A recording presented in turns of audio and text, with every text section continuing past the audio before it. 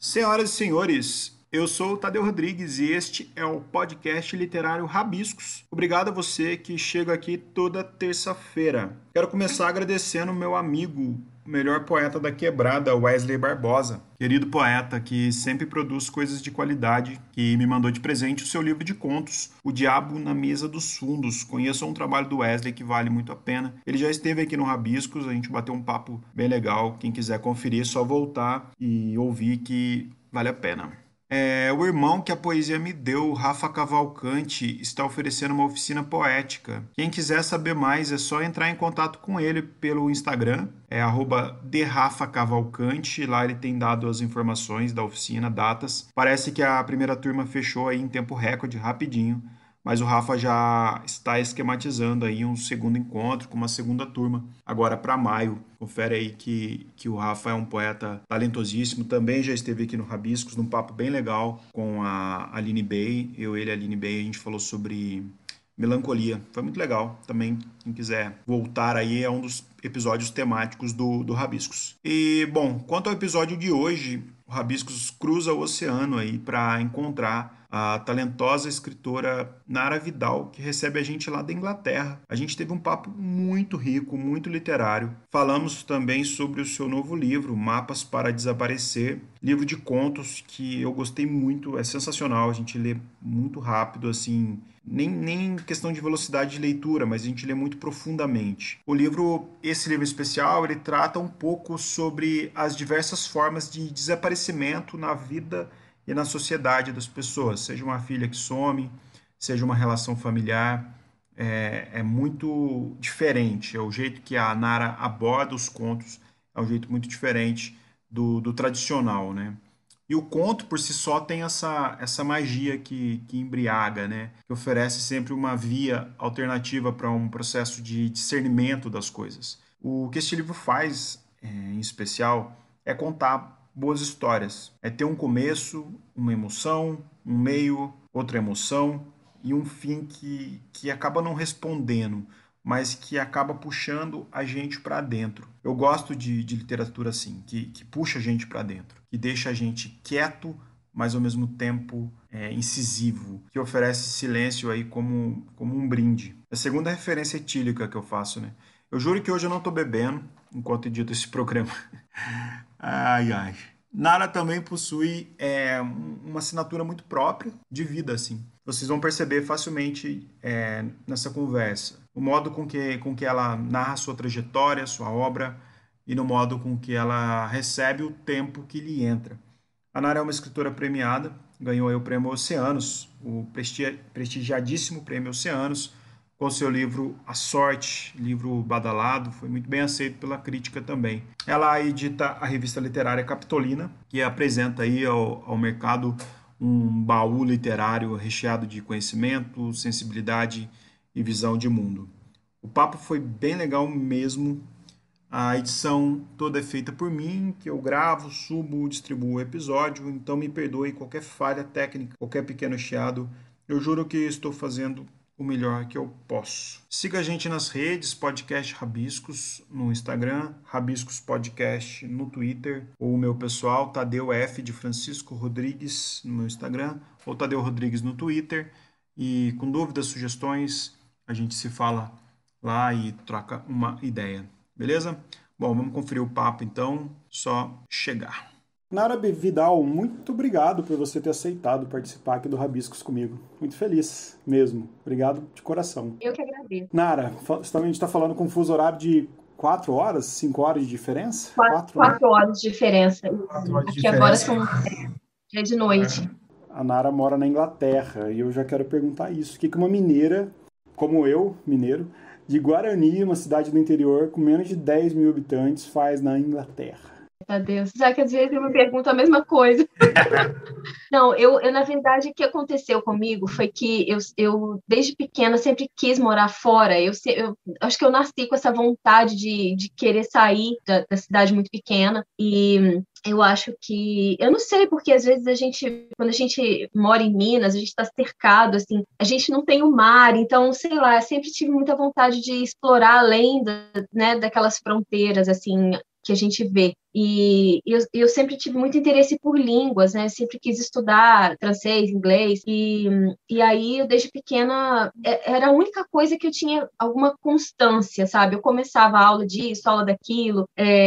E o inglês era a única coisa que eu realmente conseguia levar a sério, levar adiante. Eu fui crescendo e fui vendo que a minha tendência era mesmo para essa coisa de letras, de línguas, de escrita. E aí eu fiz a faculdade de letras no Rio de Janeiro. E aí logo depois que eu terminei, eu trabalhei um pouco no Rio ainda. Trabalhei uma espécie de assessoria de imprensa de uma companhia de computador, e aí depois disso eu vim embora para cá para estudar, e eu queria continuar estudando literatura inglesa, porque eu sou uma apaixonada por Shakespeare, e eu estudei muito Shakespeare na universidade, e eu queria dar uma continuidade a esse projeto, e eu vim meio assim na cara e na coragem, né? Eu arrumei um trabalho de au pair, né, que é uma babá de criança um pouco mais velha, e aí eu vim para cá, ficar numa casa de família, e logo eu percebi que pagar um mestrado era uma coisa caríssima, que eu ia demorar muito tempo para fazer isso. Eventualmente eu consegui fazer um mestrado, e nem foi sobre Shakespeare, foi um mestrado em artes. Olha só. Falei, olha só que legal, você fez mestrado em artes, então.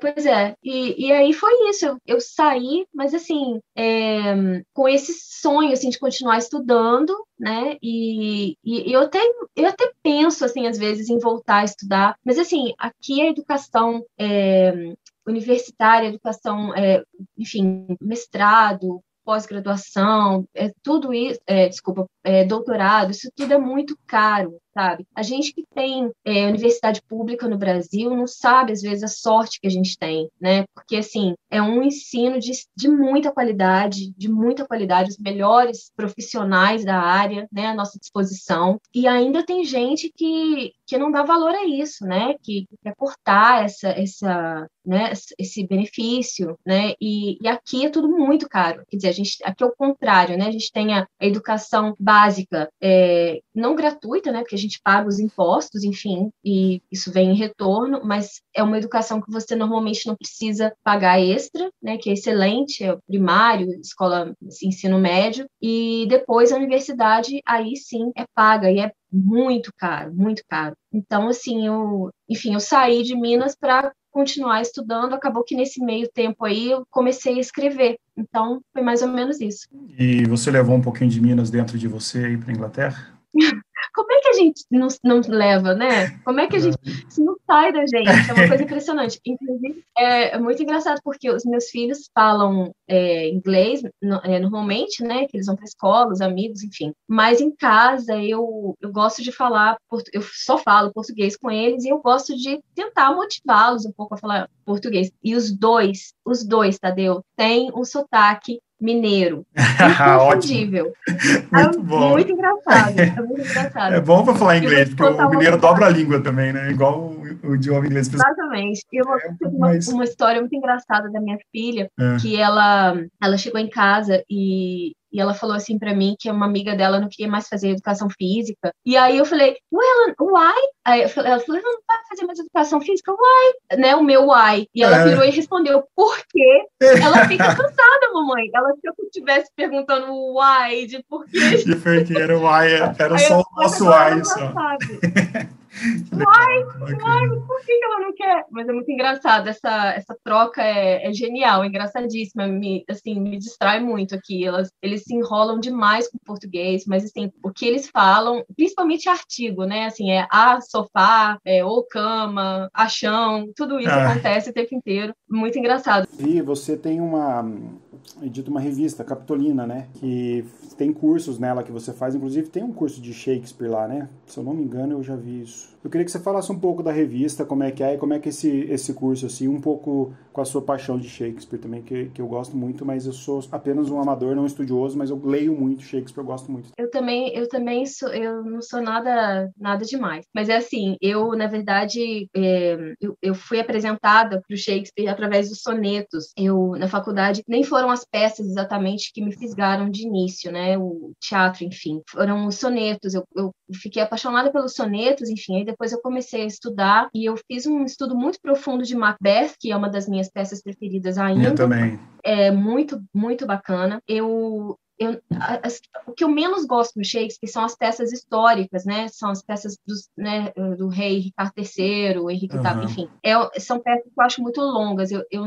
Geralmente eu não são as minhas preferidas. Eu gosto muito das comédias e das tragédias. E assim, quando esse lockdown todo começou, quando essa pandemia toda começou, eu fui convidada por uma escritora para ajudá-la a fazer um curso, a dar um curso sobre um assunto específico, que era sobre Helena Ferrante. E aí, naquele curso, eu precisei... assim, eu não tinha ainda experiência sobre como dar aulas assim, online, né? Uma coisa meio impensada. Eu não estava muito preparada para aquilo. Mas com essa experiência, eu comecei a perceber que talvez fosse possível eu oferecer alguns cursos daqui, né? Daqui de casa, e fazer essa troca via Zoom, enfim, virtualmente. E aí eu comecei a oferecer esses cursos sobre Shakespeare. Eu ofereci o primeiro deles foi exatamente Macbeth, com foco aí nas personagens femininas, não só nas personagens femininas, porque não são tantas, mas como é que fala, assim, na representação dessas personagens femininas, né, na representação do feminino como vilão da história, né? Então você tem lá as bruxas e você tem a Lady Macbeth, que são eram duas aulas, uma sobre Lady Macbeth e a outra sobre essas três bruxas e a representação dessas entidades, assim, digamos. E foi muito interessante. E aí depois eu ofereci um curso também sobre Noite de Reis, que é uma comédia, mas é uma comédia bastante complexa, que tem muitos temas muito profundos, que não são nada engraçados, mas que também tem uma parte cômica muito bem representada em termos de comédia shakespeariana, que a comédia de Shakespeare tem alguns elementos característicos que se repetem sempre, né? E geralmente termina com música, com casamento, enfim, essas coisas. Esses elementos a Noite de Reis traz, mas a peça traz muita coisa interessante, questão de gênero, né? Do disfarce, né? Das relações homoafetivas, tudo isso tem na comédia Noite de Reis e é muitíssimo interessante. E agora eu estou preparando um outro curso sobre Shakespeare. Eu vou apresentar Romeu e Julieta e depois Sonho de uma Noite de Verão, mas de uma maneira bem diferente ainda, assim, menos explorada, porque essas peças são conhecidíssimas, mas sempre tento trazer assim, um foco diferente, né? Uma coisa diversa, para que as pessoas também pensem um pouco além do que sempre é visto, né? Agora eu entendi um pouco a sua pegada trágica. Eu entendi um pouco a sua pegada trágica agora com o seu livro Uma Para Desaparecer. Agora já consegui captar alguma coisinha ali. E sobre a revista Capitolina, como é que ela é?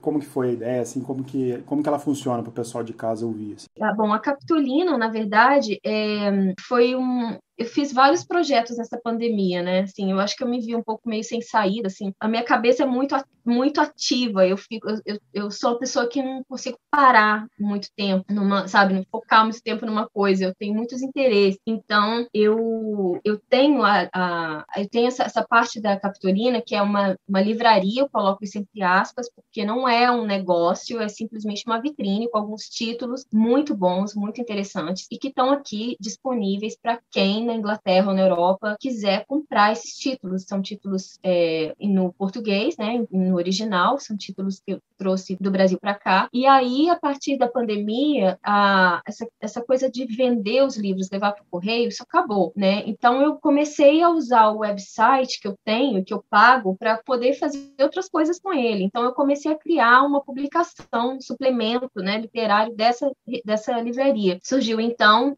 a Capitolina Revista. E a Capitolina Revista, agora, hoje, né, saiu aí a edição número 11, e ela é um espaço, né, que eu tento muito fazer desse espaço um espaço máximo possível, democrático, equilibrado, né, em vários sentidos. Então, eu tento ter a contribuição, a colaboração de autores, assim, de todo canto do país. Às vezes não é fácil, né? É uma revista que promove a literatura em língua portuguesa, então a gente tem também contribuições de Portugal, de países da África. Então, assim, eu tento o máximo possível ampliar aí, sabe, esse conteúdo, mostrar, diversificar mostrar as várias faces aí que a gente tem, né, da literatura contemporânea em língua portuguesa. E tem sido muito interessante, tem sido bem bacana a Capitolina, porque eu tenho muito apoio das pessoas. Assim, eu vou te dar um exemplo. Eu acho muito chato essa situação de ter que convidar um autor para escrever numa revista ou para publicar um texto e eu não posso oferecer nenhuma remuneração por isso, porque eu acredito piamente que a escrita é um trabalho muito árduo, né? É um trabalho duro, você parar e escrever uma coisa que vale a pena ser publicada e, enfim, é um trabalho muito difícil de ser executado. Então, eu faço esse trabalho, então eu dou muito valor a esse trabalho. Então, é um lado muito complicado dessa relação da revista, porque eu não tenho meios, a revista é gratuita, eu não tenho nenhum anunciante, então é uma revista que não me gera nenhuma renda, sabe, para eu poder, então, pagar esses colaboradores. E aí a gente tem, por outro lado, a generosidade desses autores que topam participar mesmo assim, né, mas eu sempre explico isso, porque eu acho que é importante a gente, pelo menos, levantar esse ponto, né, que, de repente, um dia a gente chega num lugar, né, num ponto que não vai precisar mais escrever e não ser remunerado pelo trabalho da escrita. Mas, por enquanto, eu não tenho como fazer isso. E ainda assim, as pessoas são muito generosas e querem participar. Então, eu tenho tido participações incríveis, assim, de muita gente boa, e a qualidade da revista se mantém exatamente por conta dessa generosidade aí das pessoas, né, dos autores. E tem sido muito legal. A gente já está no número 11, eu já começo a preparar o 12, né, para daqui a um mês e meio, e são participações muito bacanas. E para o pessoal acessar, conhecer a revista, como é que faz? O site da revista é capitolinabooks.com. E aí, quando você entra no capitolinabooks.com, você vai encontrar lá os cursos, você vai encontrar a revista e uma abazinha muito útil que é as pessoas que querem colaborar. O que eu mais recebo é e-mail de gente querendo colaborar, querendo, às vezes, que eu publique os livros dela. Então, assim, as pessoas precisam se informar antes que eu não sou uma editora de livros, eu não recebo originais. Isso é uma loucura, porque, né, tem muita gente que quer publicar o trabalho e isso é justo, mas nas minhas mãos nada vai acontecer. Eu não sou uma editora, isso eu sempre gosto de deixar muito claro. Eu não sou uma editora de livros, né? E a Capitolina, a revista, é muito pequena, uma coisa muito... Eu faço com muito tempo, sabe? Com muito prazer. Então, uma coisa assim, eu não tenho prazos para fechar, eu não tenho nada disso. Então, é uma coisa que eu faço do meu jeito e então eu não posso me comprometer com as pessoas assim, vou publicar o seu trabalho, não sei, entendeu? É muito complicado isso. Então, eu tenho que levar assim dessa maneira bem casual, porque enfim, é voluntário para todo mundo. Nada sob pressão, né? Exato, eu preciso só comentar, Tadeu, que eu tenho a colaboração na revista de 3 pessoas muito importantes. Uma delas é a escritora portuguesa Gabriela Rui de Trindade, que a Gabriela faz aí uma ponte com os autores de Portugal e muitas vezes da África também. Ela tem uma coluna na Capitolina que é as personagens do autor. O autor vai falar das personagens da vida dele, né, coisas importantes assim. E aí eu tenho a Carla Bessa também fundamental, porque a Carla Bessa, ela faz as resenhas, né, e os autores estão sempre procurando espaço para que os seus livros sejam resenhados. Então, a Carla Bessa é uma fundamental aí na revista. E a terceira pessoa é a Silvia Gasparoni. A Silvia é uma italiana de Verona e a Silvia fala português, lê português e ela é apaixonada por literatura em língua portuguesa. Ela tem um website que se chama Lusoteca e o Lusoteca faz resenhas de livros brasileiros, portugueses. Então, assim, é uma entusiasta das pessoas baixarem e, se quiserem, assim, bem bacana das publicações da Capitolina. Então, são essas três pessoas que me ajudam e que me ajudam a fazer a Capitolina bacana do jeito que tem sido. Que legal, nossa, que bacana. Eu gosto dessas iniciativas da literatura contemporânea, né? E a internet acaba sendo uma ferramenta, né? O podcast Rabiscos é sobre literatura contemporânea, é um espaço que eu criei pensando muito com esse espírito que você falou, assim, de trazer pessoas que estão produzindo, de trocar, né? E, de certa forma, o universo literário acaba se conhecendo todo e conversando entre nós, assim, né? Nara, você veio com o livro A Loucura dos Outros, pela Reformatória, do querido Marcelo, mas foi com a sorte que não lhe faltou competência, né? Você se consagra com o livro Sorte no Prêmio Oceanos 2019, pela editora Moinhos. Eu queria que você falasse um pouco desse livro, e eu vou fazer uma mesma pergunta que eu fiz tanto para a Cida quanto para o Itamar, que foram recentemente premiados. Como que é a Nara antes do prêmio, depois do prêmio? O que significa a premiação para você? Eu sei que tem o lugar comum da exposição, das pessoas quererem saber quem é que ganhou o prêmio, mas internamente, assim, como que você sentiu assim, dentro, como escritora, como mulher e como uma pessoa que está produzindo conteúdo artístico e que vai ficar marcada, de certa forma, por ser premiado num prêmio de muito prestígio, né? Eu vou ser muito honesta, foi uma alegria enorme. Eu senti, a primeira coisa que eu posso te falar foi que eu senti uma enorme alegria. A segunda coisa foi, depois que eu fiquei feliz, porque assim, eu recebi um telefonema do pessoal do Oceanos me dizendo que eu tinha vencido o terceiro lugar, né, ficado em terceiro lugar. E porque eles chamam de 3 vencedores, mas eu gosto sempre de falar que tem o primeiro, o segundo e o terceiro lugar. Eu fiquei em terceiro lugar, mas que para mim é um primeiro lugar, imagina. E eu recebi esse telefonema e eu me lembro exatamente onde eu estava estacionando o carro para buscar meus filhos na escola e eu vi o telefone tocando, né, assim, chamando, uma chamada que eu já reconhecia, porque eu estava em contato com o pessoal do Oceanos, e aí eu confesso que eu fiquei assim, oh, meu Deus, o que será, né? O que será isso? E aí eu atendi o telefone e era a organização do Oceanos querendo falar comigo, e eu falei, não, espera, por favor, que eu preciso parar o carro antes, porque eu comecei a ficar um pouco tensa, né? O que era aquilo. Compreensível. E aí eu fui, parei o carro, e aí ligaram de novo e tudo, e aí me informaram que eu tinha vencido o terceiro lugar. Eu confesso, assim, a gente leva um susto, sabe? Por quê? Exatamente pelo que você falou. Eu publiquei Sorte, assim, gente, eu me lembro quando eu escrevi esse livro durante 6 anos, assim, era uma coisa, sabe? Eu fiz vários projetos enquanto eu escrevi Sorte, sabe? Eu às vezes nem achava que eu fosse um dia publicar esse livro, sabe? Porque, na verdade, eu adorava fazer as pesquisas desse livro. Então, assim, por um lado, eu não queria me livrar dele, eu queria continuar pesquisando, mas eu fechei esse livro e entreguei para o Natan, para Moinhos, e eu me lembro que eu ainda fiquei no pé do Natan. Natan, você vai ler meu original? Não vai? Como é que é isso? Entendeu? Aquela coisa que a gente fica no pé do editor, né? E aí, isso não foi diferente com o Natan. E o Natan, Nara, você é muito ansiosa. Eu falei assim, você é muito lento, você me chama de... Enfim, mas eu adoro o Natan, eu amo o Natan, assim, e o Marcelo Nocelli, eu amo esses editores todos que abriram as portas aí para o meu trabalho, sou muito grata a todos eles, lá mais pro início, né? E aí, depois, quando você fica sabendo, né, que foi premiada, aí eu acho que vem um momento, assim, né, tem toda aquela emoção, aquela alegria, depois vem um momento, assim, eu fiquei muito, eu te confesso que eu fiquei surpresa, né? Porque aí você começa a pensar sobre aquilo, né? Você fica, primeiro você sente aquilo tudo, ai, que é tão bom, você liga para a família, aí conta para todo mundo, enfim, depois você começa a pensar, e aí eu fiquei mesmo espantada. Por quê? Porque naquela lista, né, assim, dos finalistas e depois dos semifinalistas, depois dos finalistas, tinha todo tipo de autor que eu admiro profundamente, sabe? Então, assim, isso não é baboseira, não é brincadeira dizer isso, mas só de você estar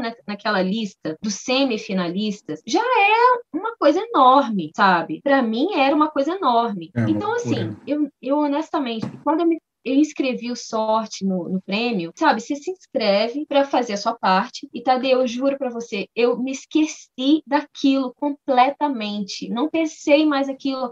Tipo assim, não tem a menor chance. A gente nem sabe se as pessoas vão ler o seu livro, porque é livro demais. Como é que funciona isso? Depois de me inscrever, esquecer completamente daquilo, eu me lembro que era mês de agosto e eu recebi, assim, na madrugada, eu tinha acordado de madrugada, e aí meu telefone estava, eu não deixo o telefone no quarto, mas aquele dia o telefone estava no meu quarto, e eu via uma luzinha piscando, assim, no meu celular, e eu falei, gente, mas fica piscando o tempo inteiro, assim, eu tinha várias mensagens, e a primeira mensagem era do Lucas Verzola, escritor também, e o Lucas falando, pô, Nara, você tá no final do Oceano. Que demais, cara. Tem algum engano, isso não é possível. falei assim, não é possível, tem algum engano. Aí eu não dormi mais, tipo assim, era, sei lá, 2 horas da manhã, eu não dormi mais, comecei a olhar, comecei a pesquisar se tinha saído essa lista em algum lugar, ou se o Lucas tinha bebido demais, tô brincando, o Lucas não ia fazer isso, tô brincando, mas assim, aí eu fiquei assim, não é possível uma coisa dessa. E aí depois também,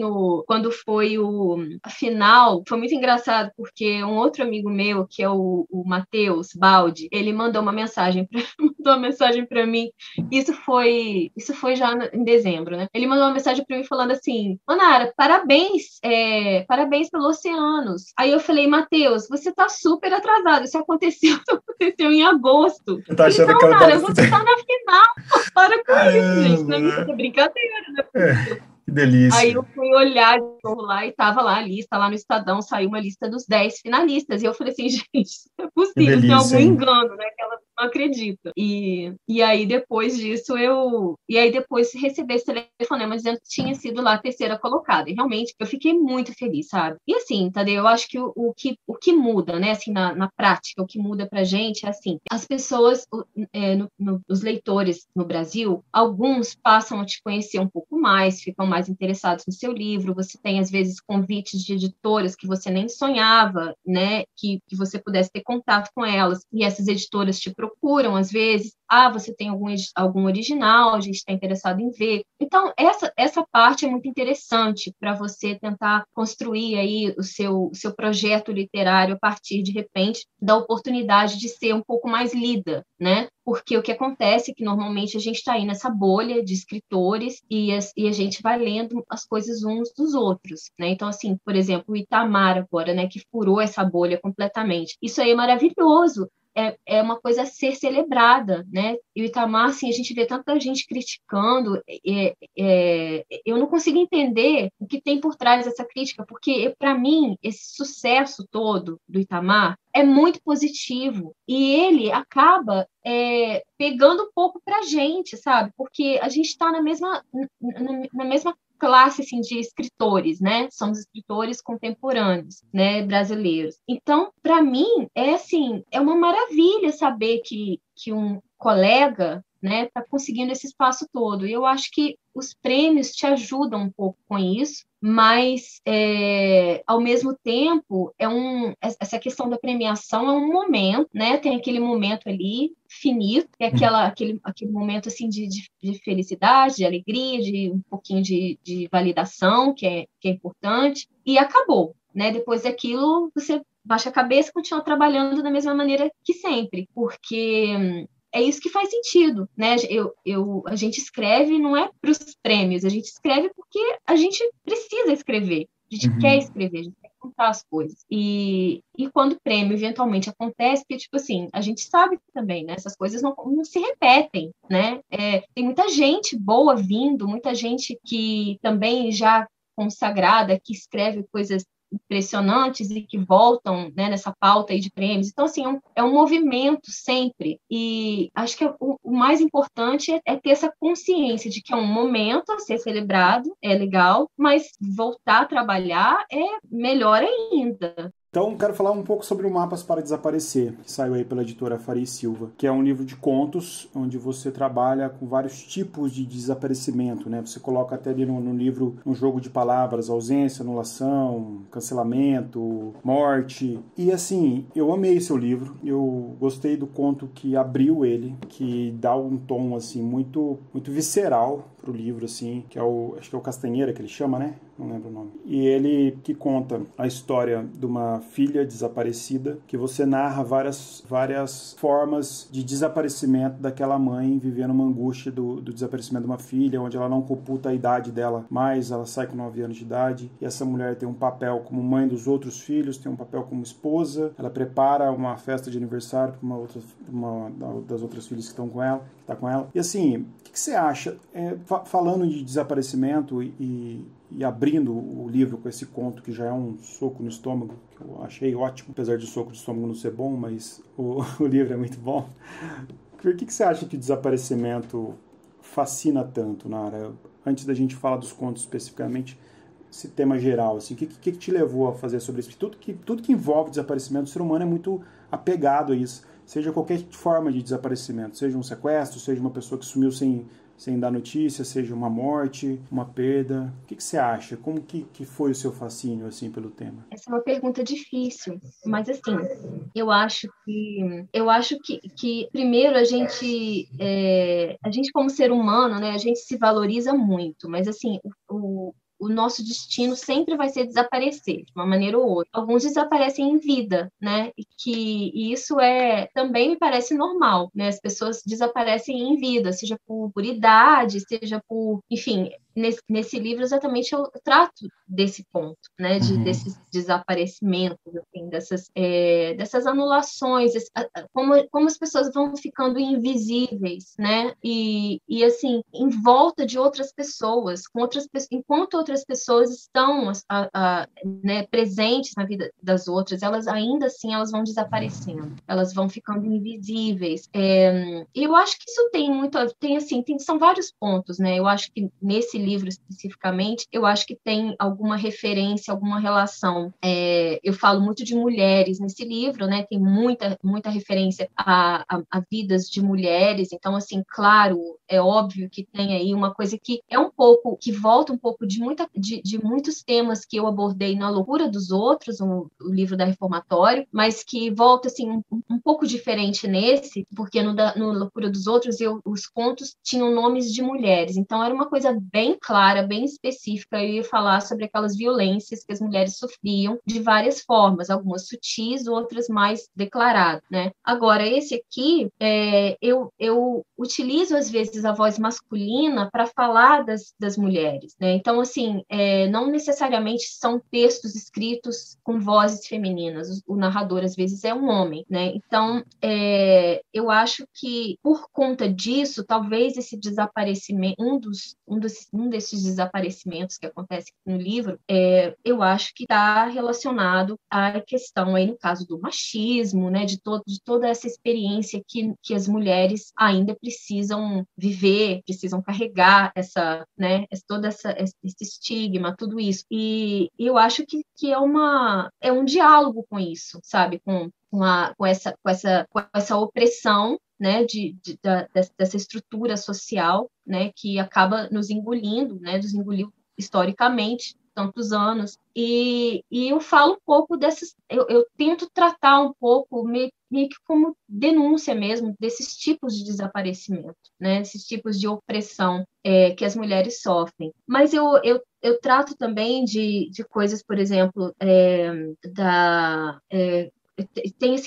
por exemplo, tem um conto que se chama Seguro de Vida, que é contado por um homem, né? Então, assim, eu gosto muito de tratar também dessa questão mais psicológica das personagens. Então, assim, é um homem que ele fica lá se debatendo com a questão de detestar a mulher dele, e ele, assim, não é uma coisa assim, ai, detesto meu marido ou minha mulher, não é isso, ele realmente odeia aquela pessoa que mora com ele realmente odeia, e assim, é uma coisa muito profunda, a raiva, o ódio, né, que ele sente por aquela mulher que um dia ele amou, né, ele fala isso, um dia ele amou essa mulher, e naquele ponto especificamente, eu quis tratar um pouco de um tema que eu acho que pode ser mais explorado ainda. Eu só toquei nesse assunto, claro, mas é essa questão assim da armadilha do homem, ao invés da armadilha que a gente fala muito que a mulher está presa em algumas situações, mas nesse caso é o homem que está preso, porque ele é um homem que está deprimido, ele está desempregado, ele não consegue, ele fala isso, ele não consegue pagar para se divorciar daquela mulher que ele detesta. Então, assim, ele também está preso numa armadilha ali de convenções sociais, né, que é o casamento, no caso. Então, assim, eu acho que esses desaparecimentos, né, porque, assim, você lida com a identidade da pessoa, né, a identidade da pessoa, você começa a ter que negociar aquela identidade para que essas personagens se enquadrem, né, se encaixem dentro de contextos sociais, dentro do que se espera dessas pessoas, né? E por isso esse conflito, no caso da Castanheira, né, que é o primeiro deles, é muito claro isso. Ela precisa estar bem, a mãe, que é também a narradora da história, ela precisa estar bem, saudável, para poder organizar uma festinha de aniversário para a menina que ficou com ela, que ela não se refere a ela como filha, ela fala menina. Então, ela fala filha no início, depois ela, muda, enquanto né? o conto vai andando, ela passa a chamar a desaparecida de filha e a que está com ela de menina. Então, você vê também que ela vai se desconectando daquilo, ela vai, o papel de mãe também vai desaparecendo, porque ele não é exercido, ele não é praticado, porque ela quer de volta, o que ela tem não é suficiente, ela quer as duas, só uma não adianta. Então, eu acho que isso é muito interessante nesse ponto de vista de ela precisa estar bem, ela precisa estar de pé, né? Ela fala disso de levantar, de ter que levantar daquela cama, o marido está lá dormindo, parece que não tem problema nenhum. E ao mesmo tempo, por dentro, ela está completamente destruída, destroçada, né? E desaparecendo aos poucos. Então, eu acho que toca esses pontos, esses desaparecimentos que eu me refiro no livro, são esses, assim, mais especificamente. Você me falou dessa mudança de identidade que vai acontecendo, dessa luta pela mudança de identidade. Conforme você foi falando, eu lembrei de dois contos que eu lembro que eu marquei. Um é da mulher do embaixador, que eles mudam muito de cidade e ela inventa uma mentira para todo lugar que ela fica. Eu achei muito bom esse conto, que cada lugar que ela tá, ela conhece, faz amizade com alguém, ela inventa uma coisa da vida dela e ela passa a viver várias mentiras, de certa forma, várias identidades dela. E tem um outro também, que é da mulher que vai pra balada lá e fica, é convidada para homenagem, e ela também vai para casa depois como se nada tivesse acontecido. A vida dela tem um pulso assim de corte, né, dessa perda de identidade ou até ganho de identidade nesse caso, né? Os dois casos, conforme você foi me falando, eu lembrei desses dois contos. Claro que o livro todo faz referência a isso, mas esses dois contos me marcaram muito, assim. Eu gostei de ver eles, sabe? Eu acho que bateu com o que você falou, assim, sabe? E eu acho que dá para notar muito, assim, o tom crítico do livro, até pela exposição também, né? E hoje a gente vive um momento de muita exposição, né? Todo mundo quer ser um pouco famoso, né? Todo mundo quer ter o seu paparazzo particular, ainda que seja sua própria mão, né? A pessoa quer tirar foto como se ninguém estivesse olhando, ou a pessoa quer se expor o tempo todo. Você acha que essa exposição toda, esse aparecer todo, é uma forma de desaparecimento também? Bom, aí eu acho que a gente pode pensar num ponto específico do livro, que é o Luciana Espírito Santo, né? Que é aquela aspirante de escritora que é muito interessante, que ela tem um conflito ali, né? Porque ela é uma escritora muito bonita, que as pessoas acham ela muito bonita, ela recebe cantado o tempo inteiro na internet, do Facebook, não sei o quê, mas ela quer ser levada a sério a qualquer custo, né? Então ela tem essa preocupação com a imagem, com quem vai dar as curtidas dela, né? Com quem vai dar o coração, enfim. Mas é uma pessoa, me passa a impressão, né? Porque é muito engraçada essa relação de quem escreve com os próprios personagens, né? Assim, eu sempre percebo que há leituras tão diferentes, né? Mas assim, eu percebo essa personagem como uma pessoa que já começa desaparecida, assim. Ela não tem muito propósito. Ela quer sempre a validação dos outros, né? Ela quer sempre se mostrar a partir do exterior, a partir do de fora. E ela não tem muita preocupação assim com o próprio projeto dela, né? A questão dela ela quer ganhar um prêmio, ela acha bom quando as pessoas elogiam a beleza dela, ela quer fazer uso dessa beleza para se aproveitar, né, e tentar ter algum relacionamento e alguma influência com pessoas do meio, né? Então, assim, é muito interessante isso. Mas eu só vou voltar numa coisa que você falou, de um desses contos aí que você comentou, que é o da mulher do embaixador, porque esse conto, Gostei muito dele. esse conto é um conto engraçado, no sentido assim, um amigo meu que é tradutor, aqui, ele é inglês, ele é tradutor de inglês do português para o inglês, ele traduziu esse conto e a gente vai publicar esse conto numa revista norte-americana, enfim. Ele gostou desse conto, mas é muito interessante porque muita gente que fala desse conto fala assim como você, que é a mulher do embaixador. Mas quando eu escrevi esse conto, ela não é a mulher de um embaixador. E isso, para mim, é o final do. A gente não precisa ter problema de dar spoiler, porque não tem problema. Cada leitura é uma leitura. Eu né? acho que eu dei spoiler Mas, pra assim, caramba. para mim, ela não é. Ela não é a mulher do embaixador, porque ela. Primeiro, porque eu de propósito mesmo, eu faço umas referências que não são reais nesse mundo da diplomacia, né? É uma pessoa. Quando ela começa a falar de primeiro secretário, de não sei o quê, tem muitos erros ali, sabe? E aí depois eu acho que no final, porque né, ela vai falando uma mentira atrás da outra como uma matriosca, né? Ela vai tirando aquelas coisas de dentro daquela caixa, assim, aquilo vai, cada hora é uma cara diferente que ela dá para ela mesma. Mas eu acho que no final, eu percebo essa mulher que está narrando como uma pessoa que tem uma vida muito comum, muito banal, e ela acaba se deixando levar por uma imaginação que ela conta para ela mesma essas mentiras, porque e isso eu só vejo isso no final, né? Porque assim, no início a gente vai sendo levada a acreditar que ela mente para a próxima pessoa, né? Ela vai mentindo para cada amiga que ela encontra. E aí a gente se pergunta quem é essa pessoa, né? Quem é essa mulher no final das contas? Mas no final das contas, para mim, ela não é nenhuma delas. Ela é uma pessoa muito banal que está jogando água nas plantas na sacada de casa e que o marido ligou dizendo que está indo buscar a mãe dela. Será que é isso? Eu também não sei, entendeu? Então, assim, é muito interessante esse... Eu gostei muito de lidar com esse jogo, sabe? De não ficção, né? Que é o título do conto.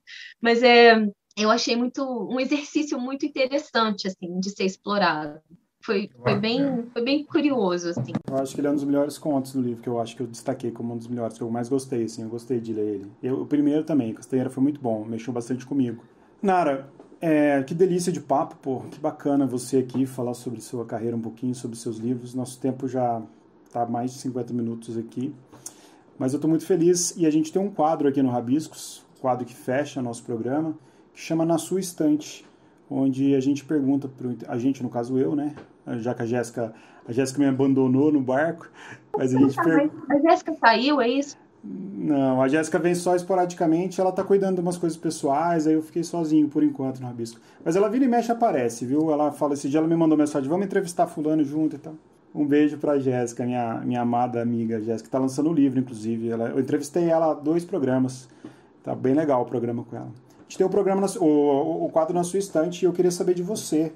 O que você está lendo hoje ou o que você indica como leitura aí? Porque é um quadro muito aguardado, as pessoas anotam tudo que o Rabiscos fala e é bem bacana isso. Então, eu sou daquelas, assim, eu leio um monte de coisa ao mesmo tempo. Um monte de coisa ao mesmo tempo. Então, assim, eu posso citar para você alguns livros que eu li recentemente, uns que eu estou lendo agora, tem uns que eu acabei de ler, uns que eu estou lendo agora. Eu estou lendo agora A Visão das Plantas, a Djamila Pereira de Almeida, que saiu pela Todavia, e eu estou adorando o livro, é muito curto o livro, mas assim, é muito interessante, achei muito original, gostando muito. Eu terminei de ler há pouco tempo um livro que eu achei muito bom, que se chama Os Tais Caquinhos, que é da Ana Tércia Pontes, que saiu pela Companhia das Letras. E eu cito esse livro porque, para mim, a grande glória desse livro é a construção da personagem principal. Eu acho que a Abigail, que é a personagem principal dos Tais Caquinhos, pode ser usada em qualquer curso de escrita criativa de como se constrói bem uma personagem. Ela fez um trabalho muito interessante. A Abigail é incrível, você sente tudo pela Abigail, tudo, sabe? Assim, é uma personagem muito bacana. Eu estou relendo Romeu e Julieta, só porque também eu tenho que fazer o curso, né? Eu tenho que me preparar para o curso, então estou relendo Romeu e Julieta. E eu leio muita coisa, assim, muitos ensaios, muitos livros de estudo, né? Então, assim, eu tenho lido isso também. Mas eu estou tentando me lembrar de algum outro que eu li recentemente. Eu li um livro, acho que se chama Melhores Contos Brasileiros. Assim, um livro super velho, velho mesmo, um livro antigo, e que fala, que é um livro só sobre os melhores contos brasileiros, assim, né, que eles classificaram naquela época como melhores contos brasileiros. Mas tem muita coisa, tem Guimarães Rosa, tem Lígia, tem Clarice, então é um livro muito bom também de ler, se ler devagar, um conto por vez, enfim. Mas eu acho que são esses aí que eu tô lendo nesse momento. E sempre leio muito, né, Tadeu? Porque eu tenho que fazer a Capitolina, então eu estou sempre em contato com a literatura contemporânea, muitos contos que chegam, muita poesia. Então, o que não falta é leitura. Legal. Nara, obrigado. Fiquei muito feliz de bater esse papo com você. Já Sei que tá acabou, tarde gente, aí. Acabou o nosso papo. Quase uma horinha de conversa voou, né? que bom. E, poxa, eu quero te agradecer mesmo. Você aí tá à noite aí pra você tá com as crianças aí perto e você parou uma horinha pra falar comigo. Poxa, que prazer. Tô no computador agora. Olha só, mas eu quero te agradecer de verdade, tá? Pelo espaço, pelo Imagina. convite. Fiquei muito feliz de estar aqui. Foi uma delícia Adorei de o conversa. papo. Obrigadão. Foi mesmo, adorei o papo. E tendo um livro novo, a casa é sua, viu? Só voltar aqui pro Rabiscos que... Obrigada. Certo. Obrigadíssimo, tá? Obrigado e tenha uma Aqui, noite... a gente mantém contato. Um beijo grande, tá? Beijo. Boa Páscoa aí para E vocês. para vocês também. O pessoal de casa também, bom dia, boa tarde, boa noite. Tchau, tchau.